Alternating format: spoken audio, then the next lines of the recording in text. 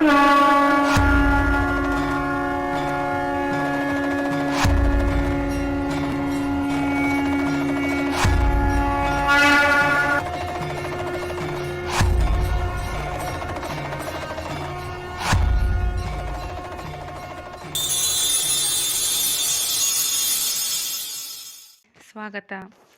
ಅಡಿಗೆ ಮನೆಯಲ್ಲಿ ಈ ತಪ್ಪುಗಳನ್ನು ಮಾಡಬೇಡಿ.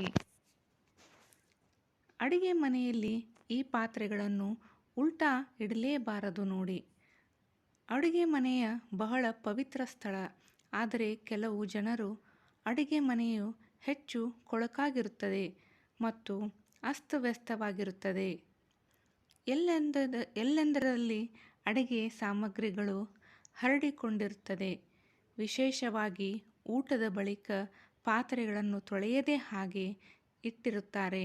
ಇನ್ನು ಕೆಲವು ಮನೆಗಳಲ್ಲಿ ಪಾತ್ರೆಗಳನ್ನು ತಲೆ ಕೆಳಗಾಗಿ ಅಥವಾ ತಪ್ಪಾದ ದಿಕ್ಕಿನಲ್ಲಿ ಪಾತ್ರೆಗಳನ್ನು ಇಟ್ಟಿರುತ್ತಾರೆ.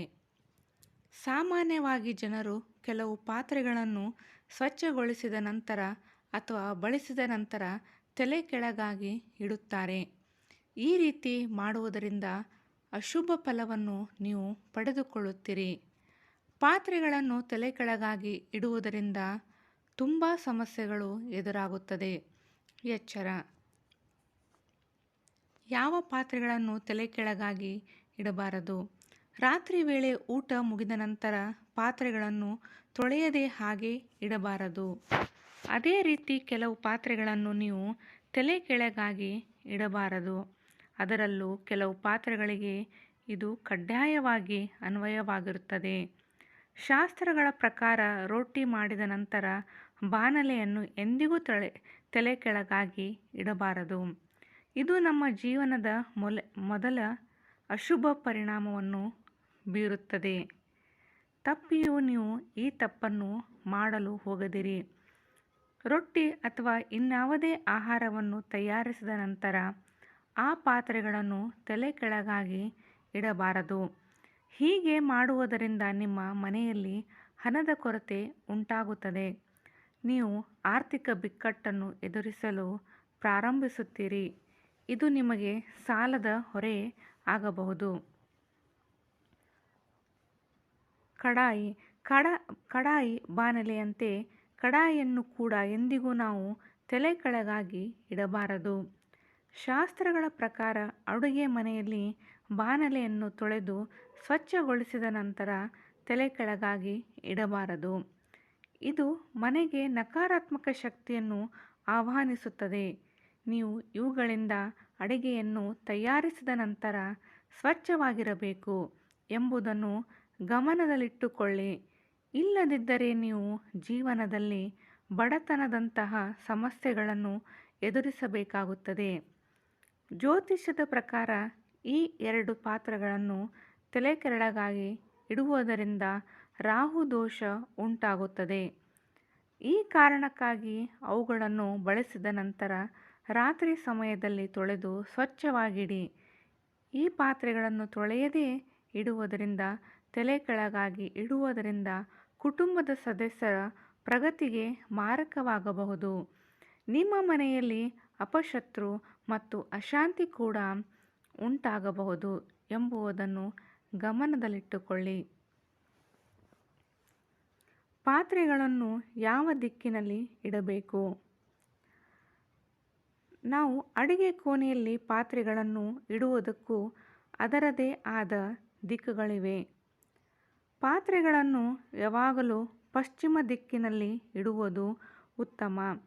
ವಿಶೇಷವಾಗಿ ಹಿತ್ತಾಳೆ, ತಾಮ್ರ, ಉಕ್ಕು ಮತ್ತು ಕಂಚಿನ ಪಾತ್ರೆಗಳನ್ನು ಪಶ್ಚಿಮ ದಿಕ್ಕಿನಲ್ಲಿ ಇಡಬೇಕು ಮತ್ತು ಬೇರೆ ಯಾವುದೇ ದಿಕ್ಕಿನಲ್ಲಿ ಇಡಬೇಡಿ. ಬಿಸಿ ಪ್ಯಾನಿಗೆ ಅಥವಾ ಇನ್ಯಾವುದೇ ಅಡುಗೆ ತಯಾರಿಸುವ ಪ್ಯಾನಿಗೆ ನೀರನ್ನು ಸುರಿಯಬಾರದು.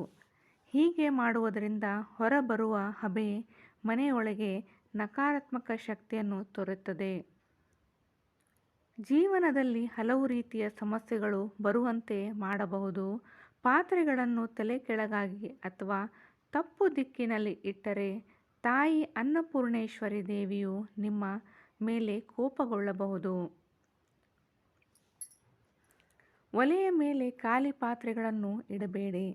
ತವಾ ತೊಳೆದು ಹಾಗೆ ಒಲೆಯ ಮೇಲೆ ಅಥವಾ ಅದನ್ನು ಖಾಲಿಯಾಗಿ ನಿಮ್ಮ ಗ್ಯಾಸ್ ಮೇಲೆ ಇರಿಸಬಾರದು. ಖಾಲಿ ತವಾ ಸಂಪತ್ತಿನ ಮೇಲೆ ಪರಿಣಾಮ ಬೀರುವುದರಿಂದ ಅದನ್ನು ಒಲೆಯ ಮೇಲೆ ಹಾಗೆ ಖಾಲಿ ಇಡಬಾರದು ಎನ್ನುತ್ತದೆ ವಾಸ್ತು.